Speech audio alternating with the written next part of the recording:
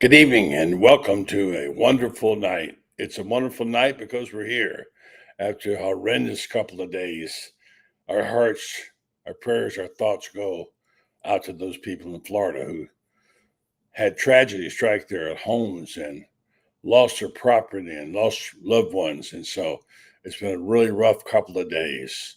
We're going to soldier on, though, and talk about football tonight. We had a wonderful conversation last night with the Gator Bait family about the hurricanes. And it's good to know somebody's there when you're in need. Emotional support is really key. We like to think that's something we do in this organization, this family. All of you make this so special, as our contributors did last night, especially Loren. Franz Beard will join us tonight. And Loren's going to off to see the game in Tennessee this weekend. There's a football game. And one Florida could win. Well, could they? We'll get your thoughts on that. Kicking off the show tonight will be Rob Brown, SEC Sidelines, who's been talking to Tennessee people lately. And, of course, the notorious, the wonderful, the bombastic Ben Troop will be here, all coming your way tonight, right here on the Buddy Martin Show. So you tell your friends and neighbors that they got something else to talk about tonight. Get your mind off your misery. Come talk football with us, and let's do this thing, okay? So we're glad you're here tonight, and we want your thoughts on this football game this weekend. It's going to get interesting. Can Florida play up to that level? Well, we're going to find out. They are a winning team, something that people can't say in the state of Florida many places. So stay tuned. Tell your friends and neighbors the Buddy Martin Show is back on the air. Buddy Martin, call him up and tell him what you're thinking, but be kind because he's doing the best he can. Stronger, faster. Mama says that alligators are ornery because they got all them teeth but no toothbrush. Hey, what if the voice calls while you're gone? Take a message. Bye. You ready, champ? I'm ready for this my whole life. I'm incapable of small talk. But that's why you love me, right? Kind of intimidating to be in the presence of so many great athletes.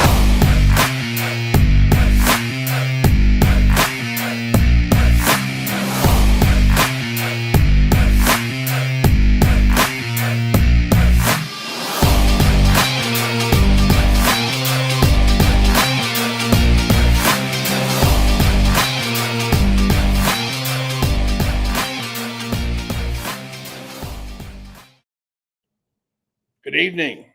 Good to see you again. Good to see everybody tonight. And we're especially grateful for our faith and our faithful. And that's what got us through these last couple of days. I hope things are okay where you are. I know it's not so much the case in St. Lucie County where they've lost 4 people. On the backside of the storm, on the other side, this is a weird season. Not only are we having weird, difficult, and painful weather that's conflicting harm and destruction and death, as is so horrible up in North Carolina, but we're having unusual things happen. Like the side of the state that was most in peril was the west coast of Florida. And of course, we know that did happen. There was some flooding, not as much as we thought there was going to be, but on the unusual amount of tornadoes, unbelievable, record number of tornadoes in a day, claimed the lives of 4 victims over in St. Lucie County. So our thoughts and prayers to them as well as others. So we don't know the full magnitude of this damage of the storm, but we're not gonna run from it and hide from it, but we're going to dwell on other things as well tonight.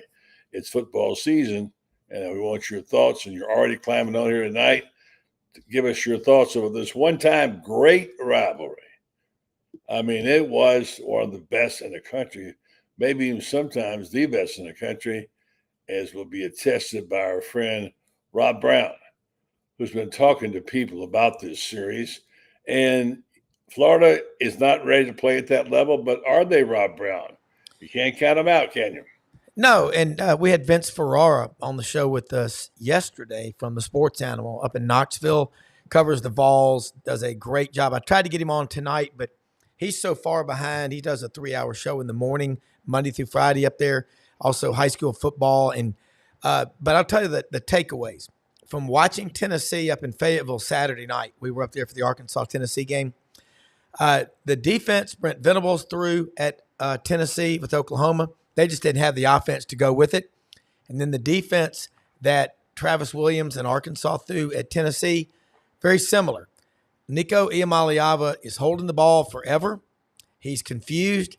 This is, he's only his first 2 SEC games. They are very beatable. Couple of facts to keep in mind.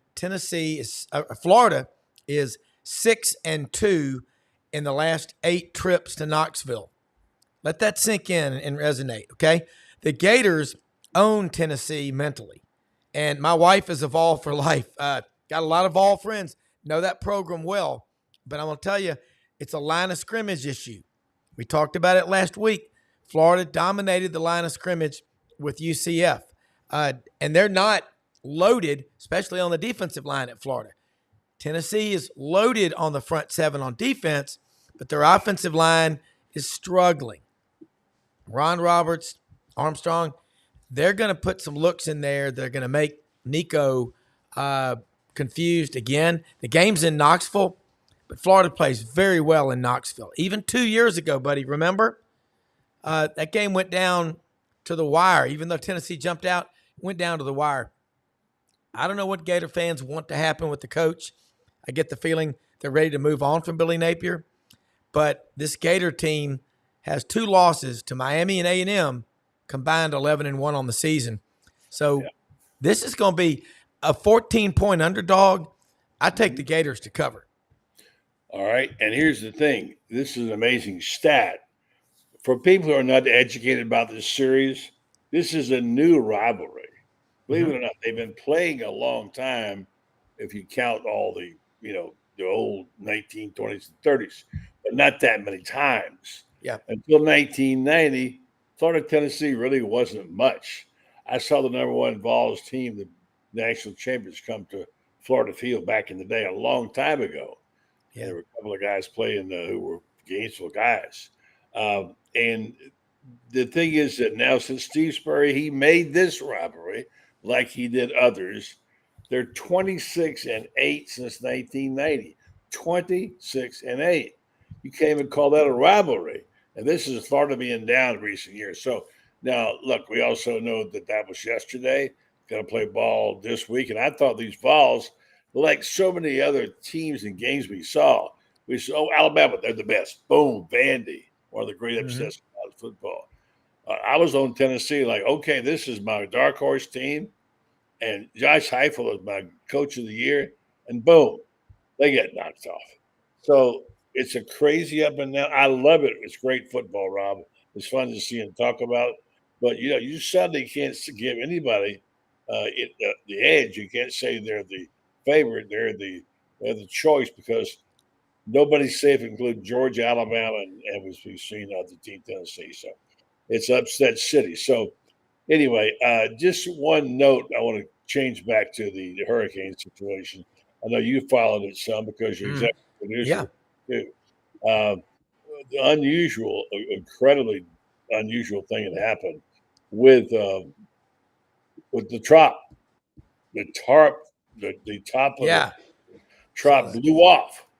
Now, there's an interesting stat about this. They were going to fix it. It's overdue to have been fixed, but they're going to have a new stadium. They're going to rebuild it in a few years. They didn't want to do it. So the roof had never been replaced in 34 years since it was installed. Yeah, it's well past his intended service life, according to David Campbell, and said the Teflon fabric service life is 25 years. They've had it 34, so they can plan to be in a new building not too long and are hoping to make it. Anyway, so much for that. I know you had hurricane stuff and you had people, your producer was not knocked out on your show this morning. By the way, if you haven't seen, I can't imagine who would be listening who hasn't seen the SEC Sidelines with Rob Brown, whose show is really beginning to take off. And executive producer, Brendan Martin is with him. Unfortunately, he had no power and no way to get online this morning. And they'll be back on tomorrow morning, right, Rob? Yeah, and Brendan, power's not the issue with B. He has had generators this summer multiple times. it wiped out the phone and the internet. And everybody talks about these sat phones the military has. I know people that have tried to use them in Afghanistan. They're not very good phones. Look, I want to say something about the people of Florida too, man. I spend a lot of time in the Panhandle, L.A. Been all over that state, but damn, they don't waste time. And they are resilient and tough as nails. 3 of these hurricanes this summer. I think Brendan said another one is heading y'all's way, predicted to hit on the 18th. But Florida bounces back. Maybe the football team will draw some inspiration from this, because I just think Tennessee's – I didn't have in my top 4 this year. I had Missouri, Ole Miss, Alabama, and Georgia. I think Tennessee's really good, but that quarterback – and you know the defensive coaches at Florida are looking at the tape of what Brent Venables in Oklahoma did and what Arkansas, Travis Williams, and Marcus Woodson did. Just keep this stat in mind. Josh Heupel, as a head coach at Central Florida and Tennessee, is 1-13 in games when his teams score fewer than 30 points. That's going to be the key number. Don't let Tennessee break free early. Make them get on top, even if it's a field goal, because you'll dictate tempo and you will frustrate Nico. He's a stud athletically, but experience-wise, he's a novice. And I just think that Ron Roberts is very good at scheming against RPO offenses. That's what he made a living on. And I think this game's going to be closer than most people think. Could be. When Brendan was a small boy, he was definitely afraid of bad weather. Yeah. One of his friends actually terrorized him by telling him the tornadoes are coming to get you, and he was just a small child. Yeah. He was scared to death of any bad weather. And he was 8 or 9 years old one day, and I took him by the hand. We went outside. There was a storm coming in Denver, a rainstorm, and I took him outside and say, "Look, son, you have to face this as one of your fears." Yeah. And he said, "We're going to go outside and stand in the rain, and we're going to see what happens, which will be nothing. You will be fine, and we'll have storms in life, but this is what we have to get past." We went outside. He wasn't too happy about it. Stood for 10 minutes, got wet, came inside. I think it helped a little bit, but now he's always been intensely interested in hurricanes. He follows closely. He'll tell you what's going on. He's a weatherman. He's a weatherman. He could be a weatherman. Yeah, I'll tell you, he's tough as nails. We have done shows. You remember when we left SEC Media Days, he got stuck from Thursday afternoon at 4:30 till Saturday morning at 9 when he got back to Orlando. Yeah. He did the show Friday from the broom closet at the Delta Skyway Lounge at DFW International Airport. And the finishing part of the show, he was in the back seat of his Uber. So our motto is, we never fail and we find excuses to win, just like you do. And I appreciate the offer this morning, because I had a lot of people going, "How's Brendan doing?" Everybody's asking, "How's Brendan doing?"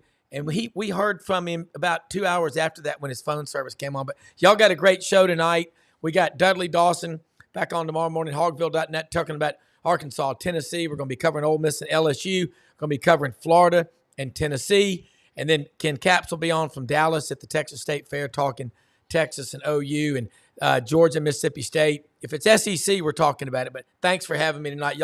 I'll be watching the rest of the show. Listen, I'm so glad we're in the same family now. Yeah. Some wonderful things are happening to our group, SEC Sidelines, the Buddy Martin Show, and Gator Bait, all together in a family. And it's great to have a family in times like this. And your show is really doing well, and you guys are killing it. Keep it up. So, hey, we love these Gators.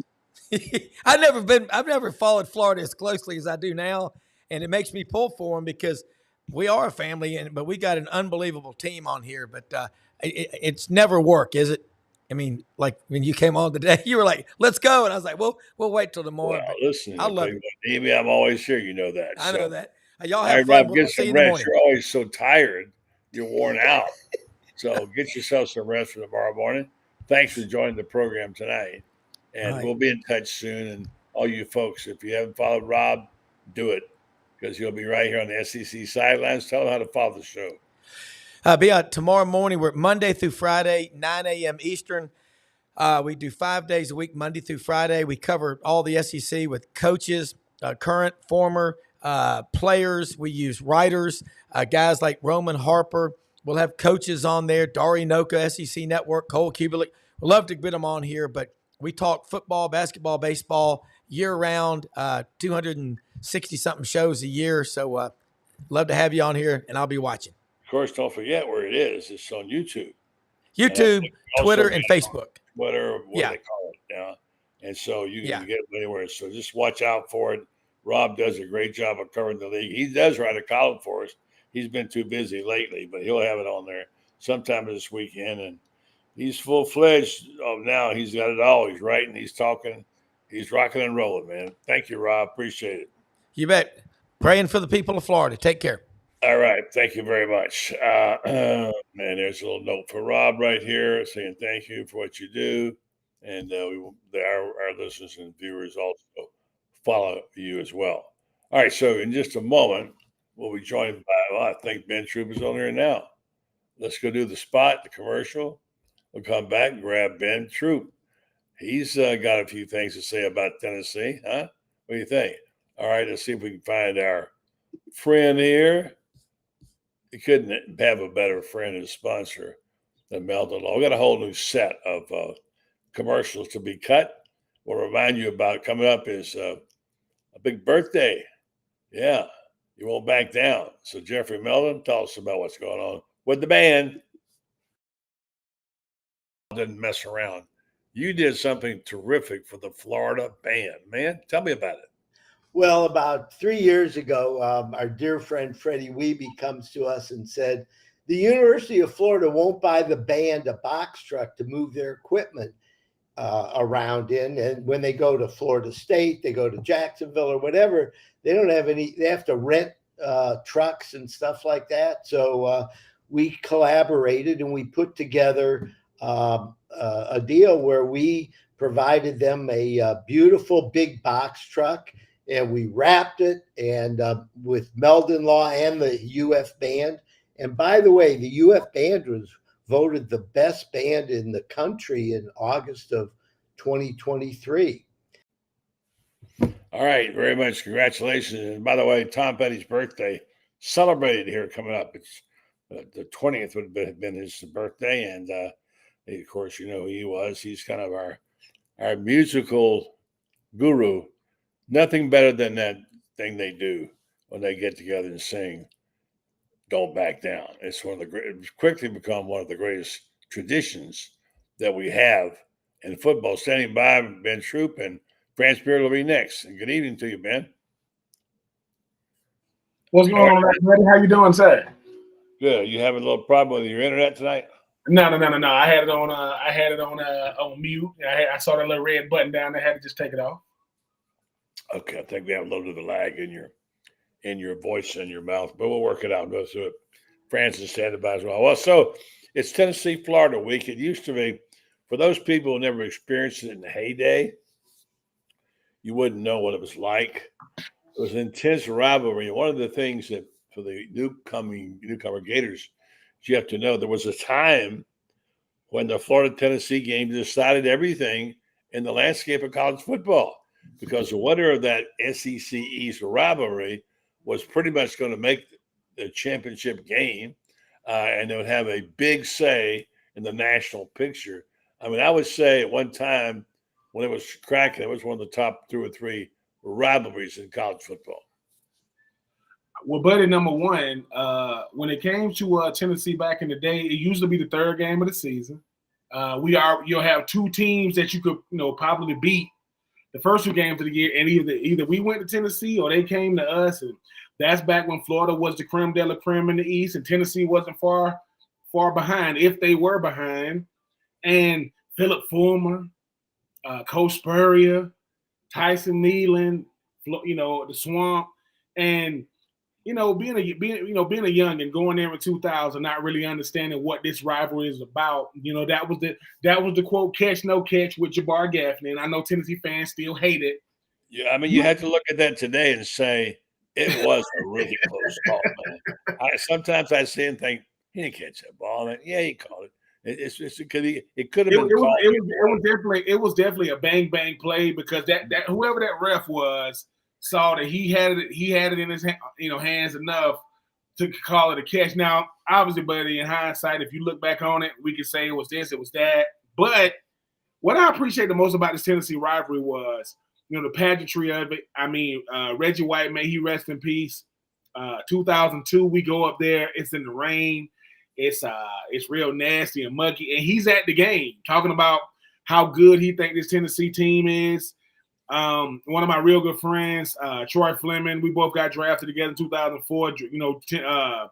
Troy Fleming played fullback in Tennessee. He's from Franklin, Tennessee, went to Battleground Academy. I think he's in like the top 10 all time of high school rushing yards. I mean, Troy was nice. And when I get drafted, and we stayed at the Millennium Maxwell House in Nashville. You get drafted, you get out the plane, you go to them, and I'm closing the door to this hotel room, and all of a sudden I get a knock on the door.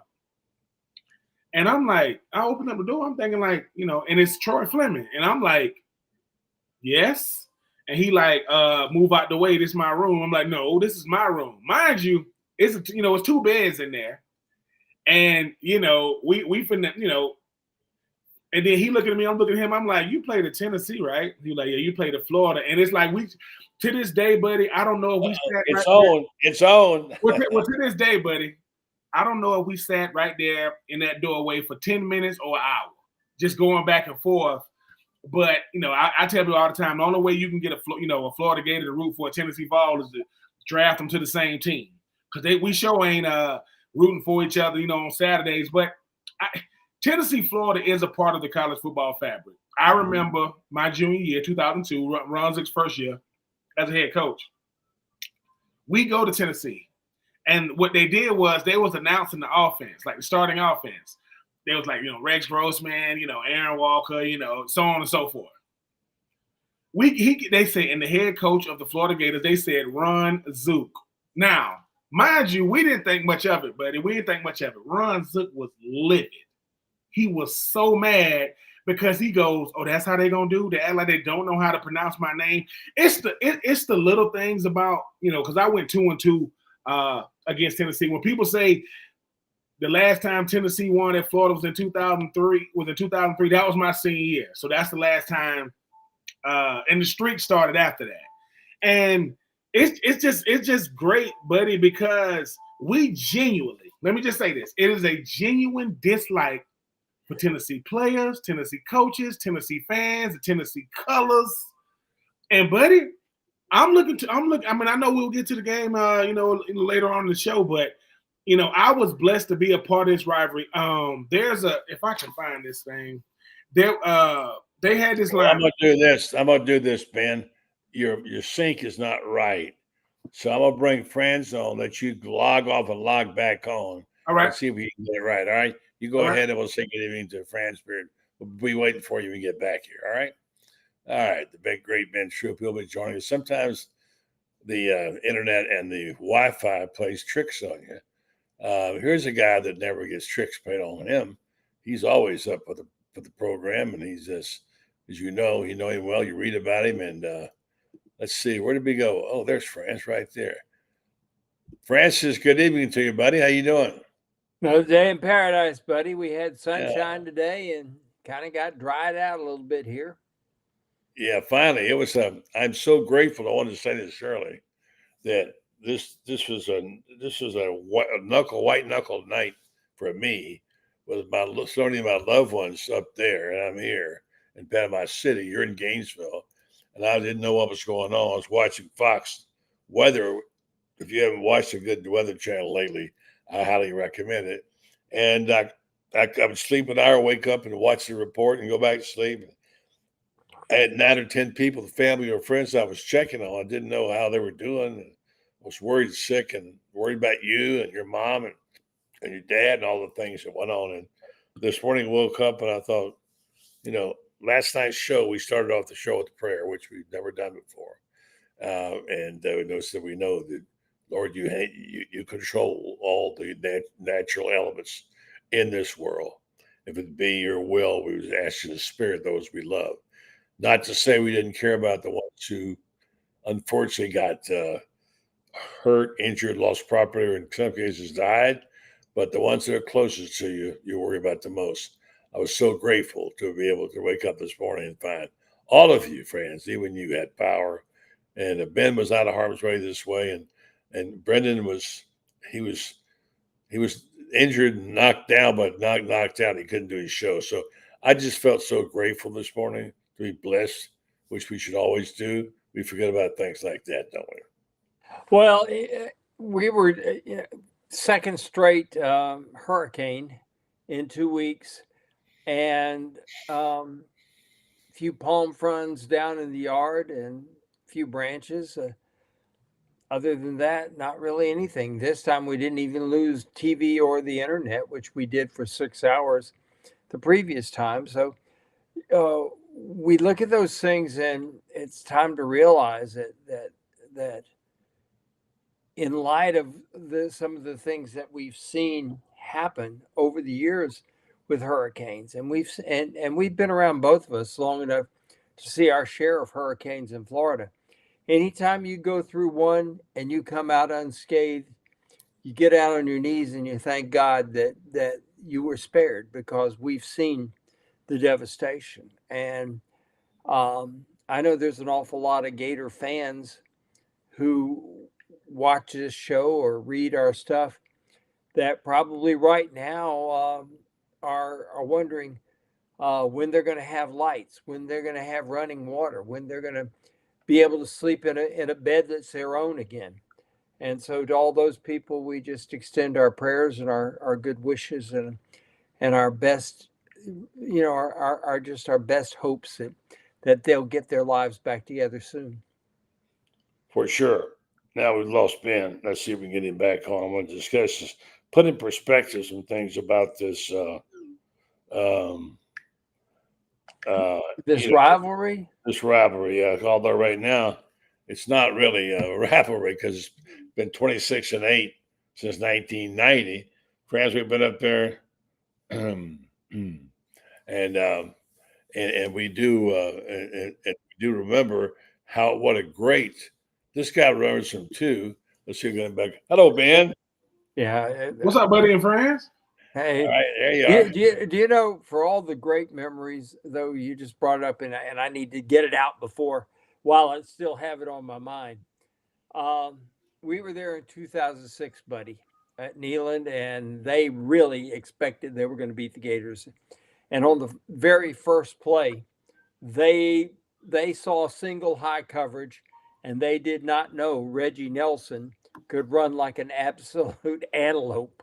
Mm-hmm. And so they decide they're going to, Ainge was their quarterback, and he stepped back and he launched one, and everybody in the stadium is sitting there saying, "Holy cow, we're going to score a touchdown on the first play." That Fulmer just going for the bomb on the first play. And out of absolute nowhere, Reggie Nelson comes, first play of the game, and intercepts a pass, playing a one high. He was the eraser. And wow, I mean, that was something.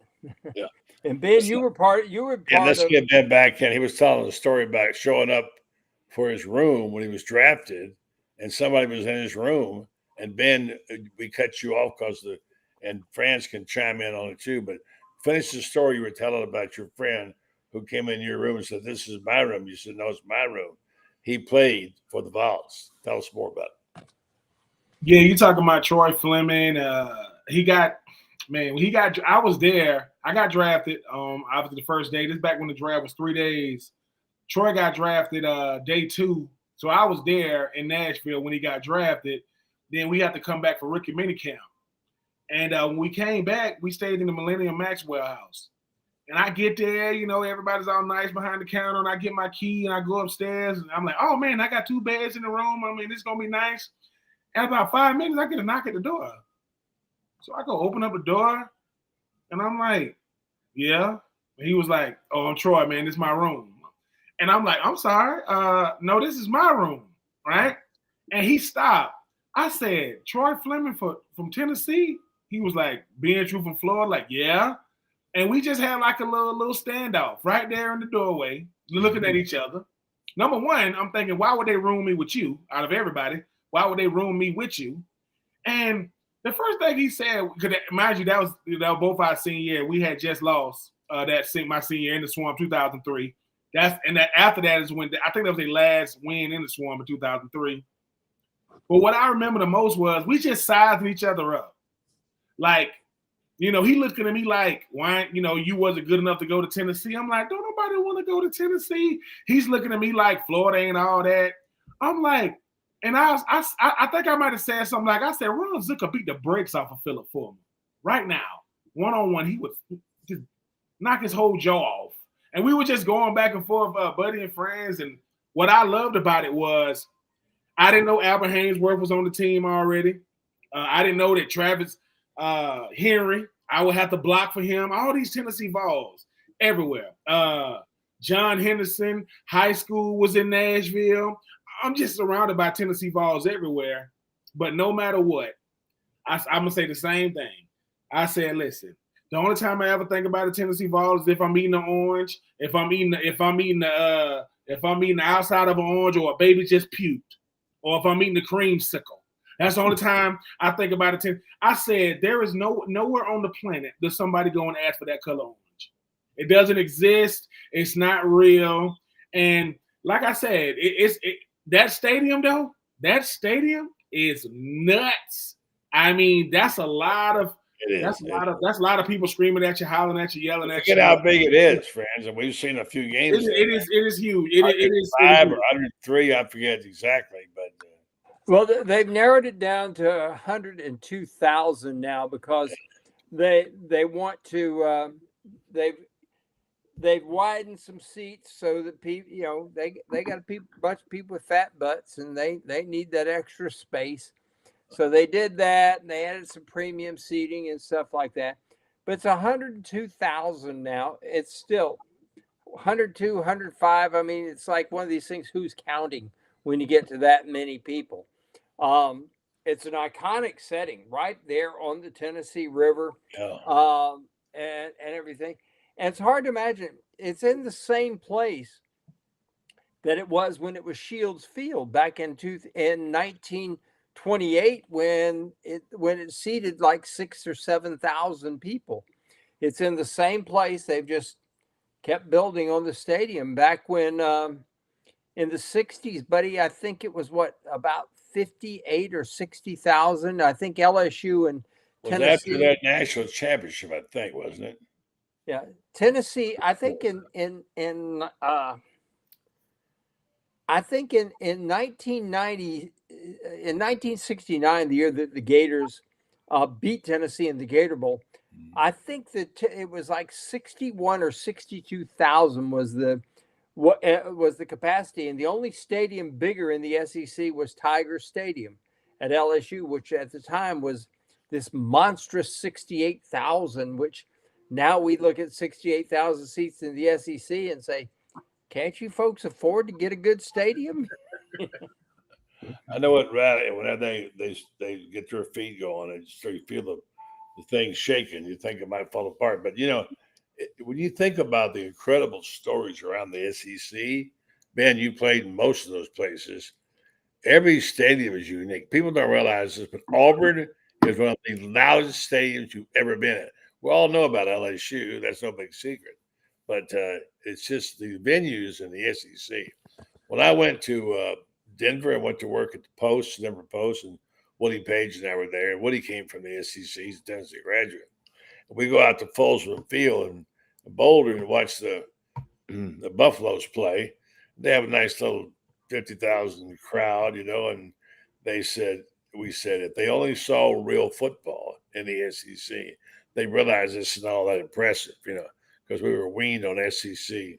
And you appreciate it so much. And it's just it was so lucky. And now look at the game we got here. Oh my gosh. It gets, man, speak on this. And then Franz, it keeps getting better. We already had all of this, the 16 expansions to 16, 12 playoff games, great things happening, schedule being giving us better games. And now we had Vanderbilt beating Alabama. What is up with this? And it's just incredible. And every week somebody else gets knocked off, So you think, well, maybe Florida can play the spoiler role in some of these games because Lord knows we would know on their right mind would have picked Vanderbilt to win that game. I love it. How about you guys? I love it. I love it because it's number one, we seeing things that not even Vanderbilt thought would happen, right? And I think the greatest thing about college football is the unpredictability of it. Now, when we watch it, because Franz and Buddy, when the game was, when Vanderbilt was up by like 10, 15, we at a certain point, we're like, okay, Vanderbilt is going to realize that Alabama's going to wake up and they're going to find a way for Alabama to win the game. And every time Alabama got close, Vanderbilt will score again. Alabama gets close, Vanderbilt scores again. Then you look at Tennessee, at night versus Arkansas. I don't know what the Nico kid from Tennessee was thinking. He must have thought he had more time on the clock, but when he ran the bounds, it looked real similar to 3 years ago when Anthony Richardson threw the Hail Mary out of bounds against Vanderbilt. People like, that's it. That's the game. And I think what you love about, that go Kentucky a couple of weeks ago, beating Ole Miss. That go with the same Kentucky that should have beat Georgia. So when people say, yeah, can Florida play the spoiler? I don't think Florida necessarily got to play the spoiler. They just got to play well. Because if they play well, which I know they can, and nothing against UCF, which I'm so happy that Florida, yes, we didn't play well in the second half on offense, but Florida did what it was supposed to do on Saturday night. It quieted the noise. It said, look, man, because when I played, and Friends and Buddy, I don't know if it was like when y'all used to cover us when I played, we respected everybody. But at the end of the game, it's like this. What we say to the media and what we say to each other, we're going to say the right thing to the media. We respect them. We go in the locker room and go, bro, we ain't losing to them now. And that's nothing against them. That's nothing. We played FAMU my senior year. When FAMU ran on the field, they was like, they looking at how big the stadium is. I said, listen, man, this going to get ugly. And this is us talking to the defense and all. And it wasn't no disrespect. We played Marshall when they had Byron Leftwich. That's right. It got ugly. And once again, it's nothing against these teams. It's just, I always judge teams on, do you meet the talent threshold, right, to go out there and actually beat a team? Do Vanderbilt meet the talent threshold? Yeah. Did Vanderbilt lose to Georgia State this year? Yes. And they beat Alabama. Why? And people go, how does that happen? Because Vanderbilt, it was early in the season. Georgia State, they trying to keep pace in the Sun Belt, with Appalachian State and Louisiana and Georgia Southern and so on and so forth. But Vanderbilt said, listen, what do we have to lose if we go out here? I don't know where that goalpost is in Nashville, but it still hasn't made it back to that stadium. That thing is probably in Clarksville by now, probably headed up to Southern. Well, you know where it is they've cut it up in little pieces, then selling it. Well, raising money is a great idea. Here's the other thing. That, right? The Alabama captains were trash talking the Vandy captains during the coin toss, and and Diego Pavia, who's the quarterback there at Vandy. Love that Diego. I love that. Fine football player. And a terrific story. A kid that nobody believed in, walked on in junior college. And look at him now. He beats Alabama. But he's talking about they're trash talking us in the coin toss. I mean, at least wait till the kickoff, Goodness, they're there trash talking during the coin toss. And he said, the Vandy guys looked around and said, let's just go out there and kick their butts. And they did. Of course. I mean, we talk about it all the time, right? The parity in college football. The parity in college football is what I enjoy the most because it is upset alert. This is why you watch on Saturday. You're watching to see if your team wins. You're watching to see if your rival loses. And you want to see something crazy happen. You want to see it. And them people on ESPN and SEC Network and Sports Center, they don't know what to do. Alabama loses, and it ain't the Auburn or Florida or Georgia. They said, who they lost to? They said Vanderbilt. This is football season. Yeah. Wait a minute. The Vanderbilt football team just beat Alabama, and not only did they beat them, they beat them convincingly. This wasn't no last-second field goal. Yeah. Let me bring up a guy that's going to be at the game. We'll share the thoughts with him and talk about this. I'm getting a little excited about this game just for the quality of football that could bring us. And I saw enough in the first half to see that this team is talented enough on offense and defensively improving. They could at least make a game out of this, and I love how they're playing, obviously, the quarterback situation. My gosh, DJ Lagway. By the way, word on DJ Lagway. Something happened today that's really cool. This is a time where Gators need to help Gators. There's a lot of hurting people in our state. People are stepping up to do things, help out. And today, DJ Lagway teamed up with Cam Ward to do a new card, a football card. That costs $10 a piece, and every bit of the money goes to people in Florida, which is a great move and a great thing. You don't want to make goodwill and change the image of people and what they think about football players. Kudos to those people for doing it. That was wonderful, and I heartily thank them for doing it. That's what community is about. That's what helping your Gator friends and your family are all about. So let's talk to this guy. He's a part of the Gatorade family. He's been really doing a great job for us lately. Hey, the guy can write and he can talk, friends. Who knew, right? He's going to be in Knoxville on Saturday night, aren't you, Loren? Yes, sir. Plan to be there, Lord willing. I'm halfway there now. I'm in good old McDonough, Georgia, a little bit south of Atlanta. So I went ahead and I ain't get much sleep last couple of nights. So I figured I'd come up and get about halfway, so I wasn't waking up first thing in the morning. Go to the outlet mall there. There's a terrific outlet mall there. No, don't go back there. Go. It's the Tagler outlets. Yeah. I think I saw that. I'm gonna have to. It's got the best one of the best polo stores ever. Okay. Buddy gripes about me. We're going up there for the Tennessee game in 2008, and Buddy's griping because I say we are stopping at the outlet. And he says, "No, we're not. He ain't driving, by the way. We stopped there, and guess who just about buys out the polo store? Buddy Martin. Yeah, Bud Light went in there, went crazy. Well, I'll tell you, if I don't know about the writing and the talking part, but I will say I got the best shoe game in the Florida media for sure. So that's hands down. So I would definitely, if they got a Nike outlet, I'll definitely swing through.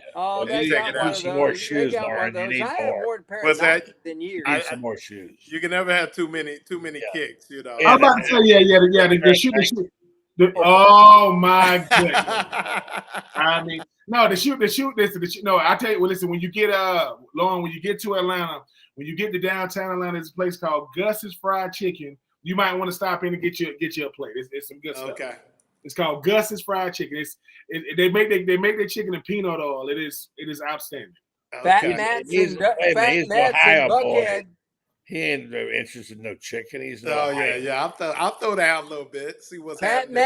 Fat Matt's in Buckhead. I'm telling you what. Look, the thing about it, y'all know how it is. When you're driving north, you really try to get through Atlanta as fast as you can. But I'm gonna stop somewhere and get something. There's too many good food places in Atlanta. But hey, Loren, don't ever go to Louisiana with Franz. He'll take you to every dive in the place that serves Cajun food. That's the best places, though. Yeah, I was gonna say that's the every best place you go. Yeah, and they're all good. Yeah. Hey, I never took you up to Manchac. Oh my gosh! Oh, if I ever get you up to Manchac, I don't know how I missed it. I'm telling you what, the only place in the world I will eat catfish is Manchac, Louisiana. And I got to tell you what, they got this little bitty place there, and it's about 200 feet wide. Is the entire isthmus that goes right there, and you get off of the interstate going north to Macomb, and you stop there, and oh my God, you just eat catfish till you die. It's so good. All right, we're starting to drift now. We're talking All about right, yeah, let's Yeah, reel it let's back talk in. about football. Hey, Let Ben. me do this. Let me tell folks about our sponsor, our fine sponsor, Titan MRI. And then we'll get back. I want to talk about this football team. Some good news on players who are now available that we'll get to see on the field at the same time. Loren is a former wide receiver. You got to really love this. I do. And what I'm seeing now with the development of these other receivers, I mean, it looks really could be a really interesting. I don't know how good Tennessee's defense is on pass defenses, but they could be tested. So stand by. I'll tell you about TitanMRI.com, one of our fine sponsors. If you need an MRI and you're living anywhere in North Florida, I heartily endorse the idea of you getting online and checking out TitanMRI.com. They make it special for you. You can tailor make your own appointments, weekends, nights, whatever fits your schedule. And you say, well, I don't have insurance. Well, they'll take cash or card. And by the way, it's not all that bad. Their prices are very, very good. And then they know that when you get an MRI, you don't like getting in that cage. Sometimes some of us, like friends and I, get a little claustrophobic, and they want to take care of you on that. And they'll make sure they give you enough ample room and make it a comfortable visit. So check them out. TitanMRI.com. What does it mean to have the wide receiver? I guess this is the first time this year they've had them all together, and the promise that those guys show. I'll let you go, Loren, with that. Well, yeah, I mean, you talk about getting Eugene Wilson and Aiden Mizell back. Two of the more talented, as I call the super soft. If you throw in Andy Jean as well, I really like that sophomore class. And, you're getting two of the fastest guys that Florida could put on the field as well. And if you add Tank Hawkins, and we kind of saw what he could do against UCF, you're talking about a mixture of, Tank Hawkins, Aiden Mizell, Eugene Wilson in the slot who can affect the game, running the football as well as running routes. And then you got the steady Chimera DK and Elijah Badger. I mean, you got a great group of receivers. I mean, if you remember, we've been bullish on these receivers for quite some time. Yeah. And now you have a complement of receivers. And like you mentioned, Tennessee is actually third in the SEC in passing defense. They've only given up one passing touchdown this season. They give up about 159 yards per game.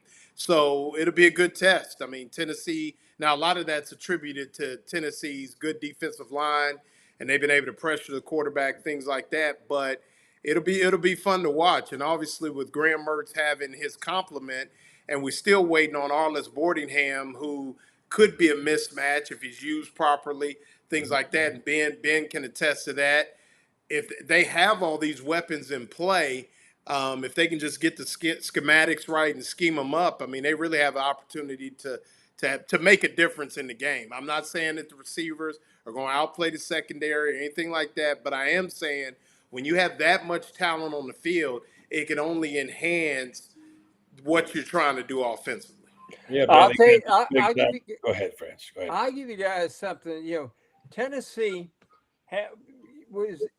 played against a bad Oklahoma team offensively that finally figured out that they couldn't play Jackson Arnold, who overshot two receivers down the middle of the field, fumbled it twice. That's the only reason Tennessee won that game. They didn't play that well. They got exposed against Arkansas. Arkansas's receivers ran free like banshees in that secondary, and that supposedly great Tennessee defensive line couldn't stop the run, couldn't get to the passer. I mean, James Pierce, before the season started, James Pierce, they were saying, could be the number one guy taken in the entire draft. And I mean, this guy is playing not to get hurt. I mean, that's the best thing I can say about it, is ever since he read that from Mel Kiper, he has played not to get hurt. He's got 2 sacks this season, and I think 10 tackles. Now, that's supposed to be your stud pass rusher. If Florida gets any kind of pass blocking, pass protection, in there, and it's going to have to be from the guards because I'm convinced our tackles will get the job done. But if our guards can protect in the middle there, because we know that Jake Slaughter will do the job, we know the tackles will do the job. If those guards have a good ball game, Florida has a real chance to win. All right, Ben, I was going to get to you on this. You mentioned obviously Boardingham and it's Hudson, the big tight end. Hansen. Hayden Hansen. Hansen, I'm sorry, yeah. Who I want to see him on the field at full tilt because he's a beast. That changes the dynamics of the passing game because what I saw on one play, and you know what I'm talking about, one of the great throws I've seen by a Florida quarterback and DJ Lagway on that first throw. It should have been a touchdown. All of a sudden, this guy's making professional throws. He has got the touch. He can find the receiver. He's got the arm. I can't wait to see this guy fully matured. And now with these receivers, and by the way, why wouldn't we think Billy Gonzalez ultimately bring him around? They have. Now, Ben, with this arsenal he's got now with Lagway, it's just we've not been worried about the offense too much and the defense we'll talk about. But my goodness, they got some firepower, Ben. They do. I think the thing about, with everything you and Franz and Loren was saying is, I said this early in the week. Obviously I get a lot of opportunities to do media. Tennessee Florida week, and everybody keep asking me about Graham Mertz. I said Graham Mertz, he has to channel his inner DJ Lagway. He got to let it fly. Because I think the thing about Tennessee is they want you to play conservative. They want you to dink and dunk and try to guys make plays. Listen, as far as like breaking tackles, but that throw that DJ had to DK, that was a timing throw. The one he hit it right down the seam. That's anticipation. The hardest thing for a quarterback to do is to anticipate where your receiver's going to be. But that's what builds confidence. I'll never, and like I said, I like the way Graham Mertz played, but sometimes I would tell Graham, there's nothing wrong with throwing a pick when you're trying to make a pick. If it's a deep throw, and I'm not saying I want to throw a pick, I need two things to happen. I need you to throw it deep, and I need the safeties to back up because that opens up the run game. And I do agree, Arliss Boardingham and Hayden Hansen, I think those guys not only are mismatches, they got to find a way, to be consistent at it. When I say consistent, I mean, look, sometimes it take a little while to get there, but you got to tell Graham, listen, man, I got one-on-one.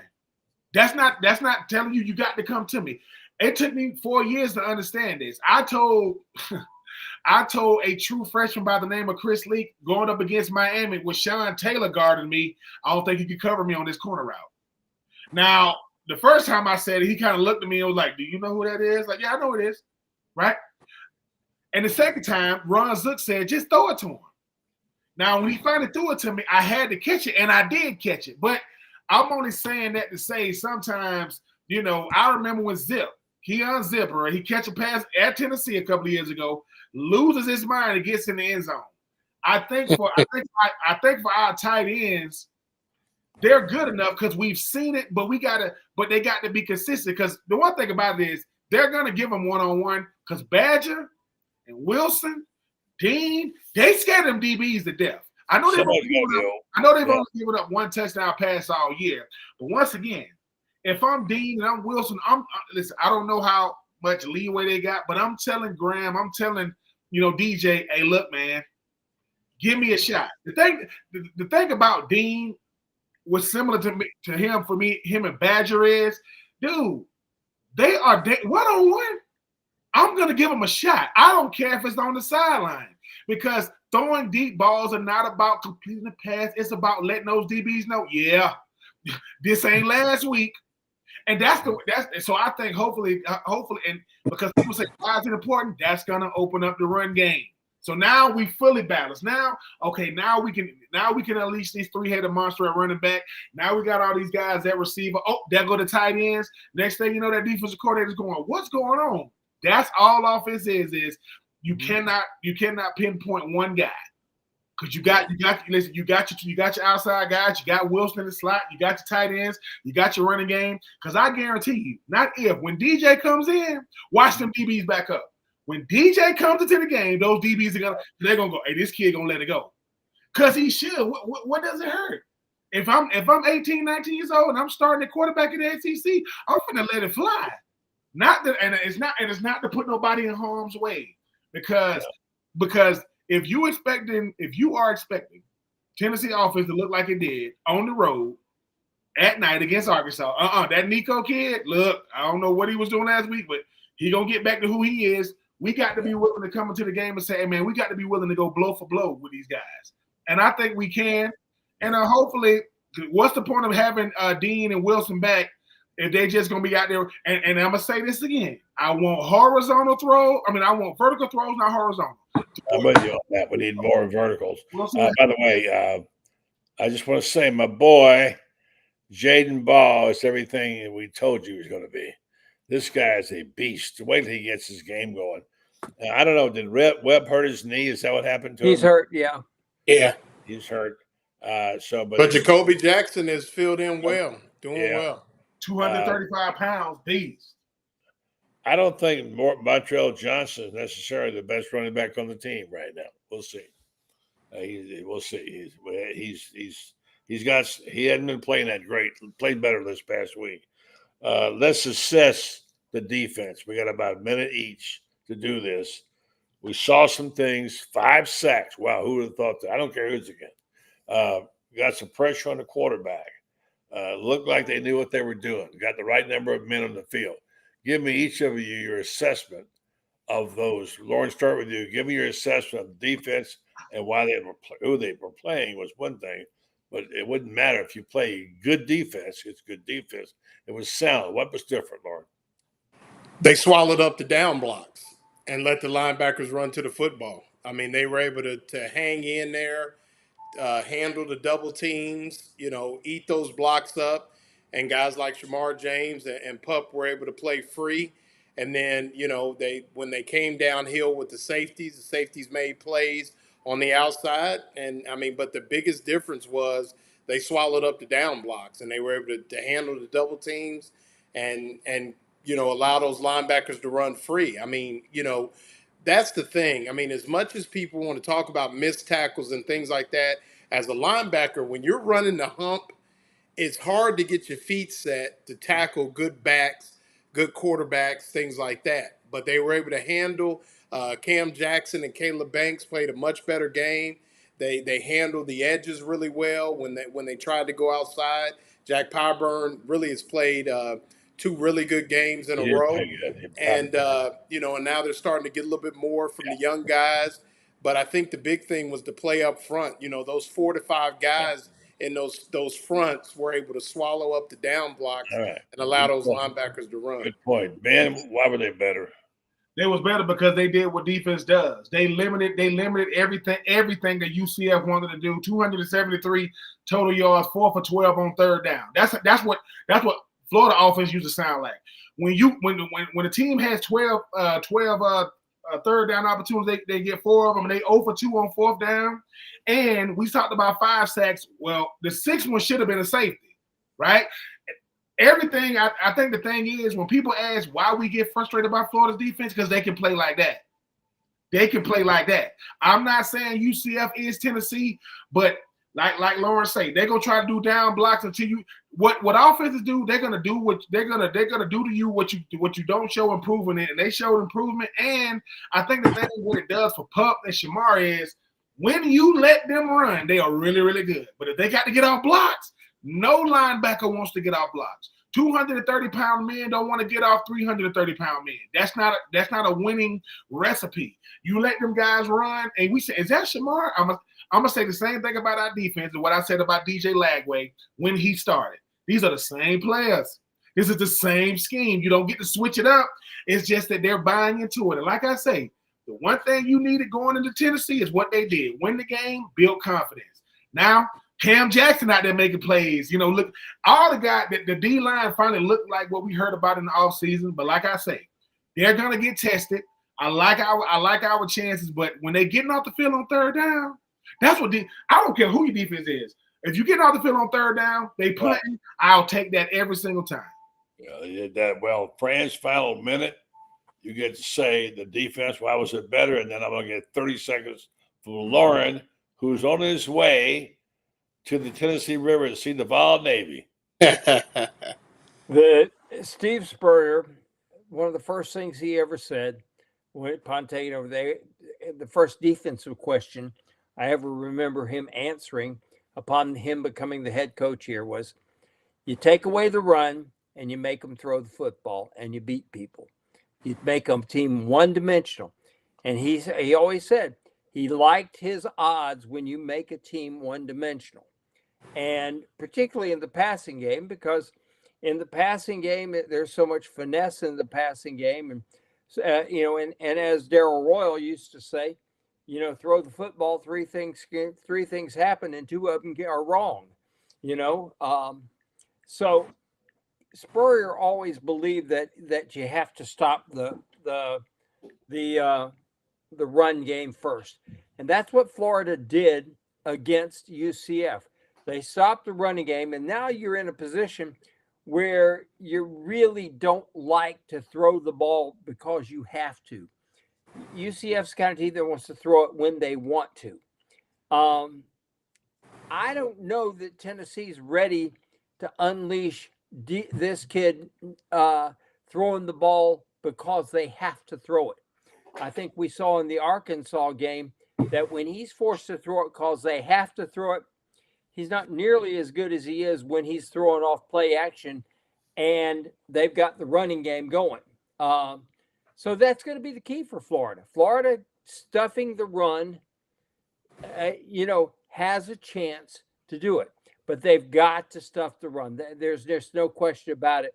If Tennessee goes for 150 yards or more in the running game, it's going to be really difficult for Florida to win. All right, good analysis. Final 30 seconds. The Vol Navy is your first trip to Knoxville. What are you looking forward to, Loren?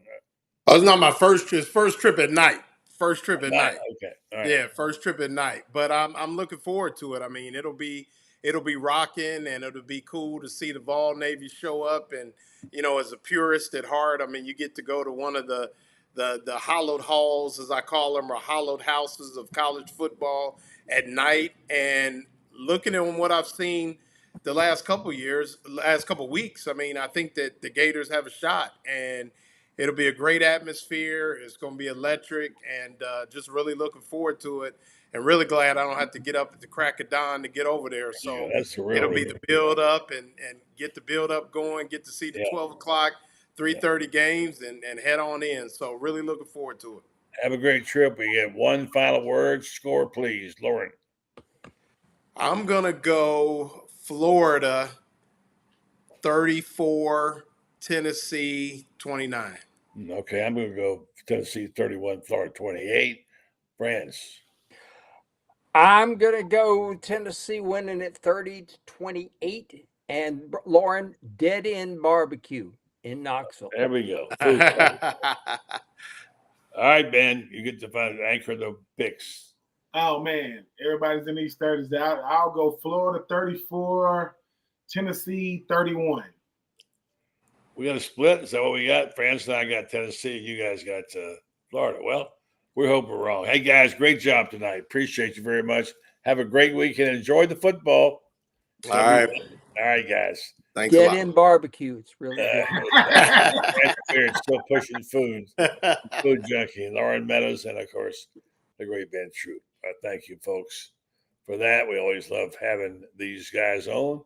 They have a lot to say, a lot to do. So let me just say, I'm glad that we made it this far. Once again, thank the Lord for protecting us. Those of us who were fortunate enough to be who spared from the awful, tragic results that some people couldn't escape from. And we're very grateful that we're here today. So I'll just end it with that and tell you some of the people that are also very caring, loving, and some who do great things for the community. That would be Rinstar Medical Research. They're a bunch of really good people. First of all, you start with that, and you always want to start with the key things. And then, of course, they're also helping us in our everyday health. You should know this. If you heard Loren talk about it last night, clinical research is such a key to medicine today, where they have to try out things, and they want information from people in our area about how we live, what's indigenous to us in terms of any illnesses we may have or propensities to, and they get that from you. If you can join them, if you think you could take the time and effort, you might be eligible to get paid for it, and come join some of their seminars, some of their clinical research seminars they do, take part in it. It would be good for you. It will be good for us. It'll be good for our community. Restaurant Medical Research, they do a terrific job over there. Check them out. Go to renstar.net. Find out how you might become a participant in this clinical research, which will be so valuable to everybody. So I'll say thank you to everybody on the show, our sponsors, our guests. Have a great weekend. Let's see how the gamers come out. Good night.